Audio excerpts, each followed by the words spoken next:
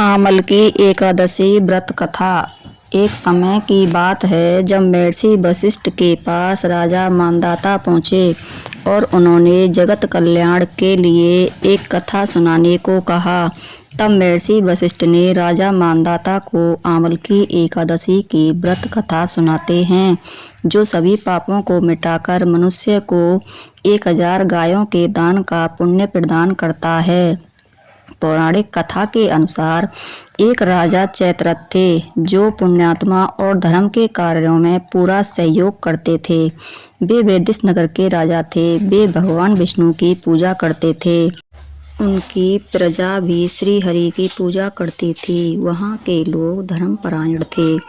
एक समय आमल की एकादशी के अवसर पर लोग व्रत थे।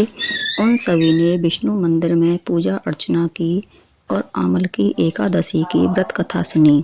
रात के समय में जागरण किया। उस दौरान मंदिर में एक शिकारी भी पहुंचा था।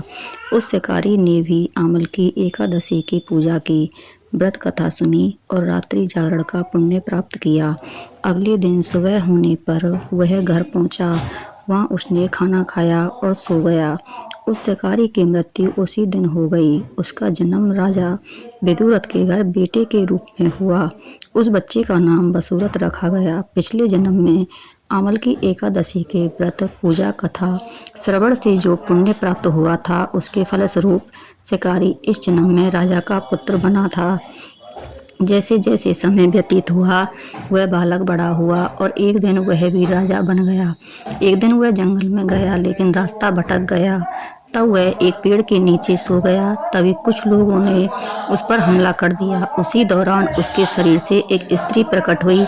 उसने सभी को मारकर राजा वसुरथ के प्राणों की रक्षा की। वसुरथ की जब नींद पूरी हुई तो देखा कि आसपास काफी लोगों के शव पड़े थे। तब वसुरथ ने कहा कि इस जंगल में उसका हितैषी कौन है, जिसने उसे मृत्यु से बचाया है। तभी आसमान से आकाशवाणी हुई कि भगवान विष्णु के अलावा तुम्हारी रक्षा कौन कर सकता है।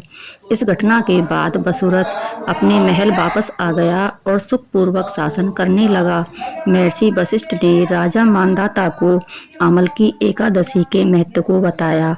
उन्होंने कहा कि जो आमल की एकादशी व्रत रखकर विष्णु पूजा करता है, वह पाप मुक्त हो जाता है, उसके कार्य सफल होते हैं और अंत में उसे मोक्ष मिल जाता है।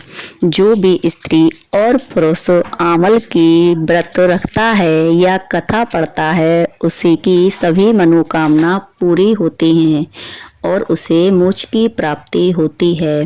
अगर आपको कहानी पसंद आई हो तो हमारे चैनल को सब्सक्राइब करें। धन्यवाद।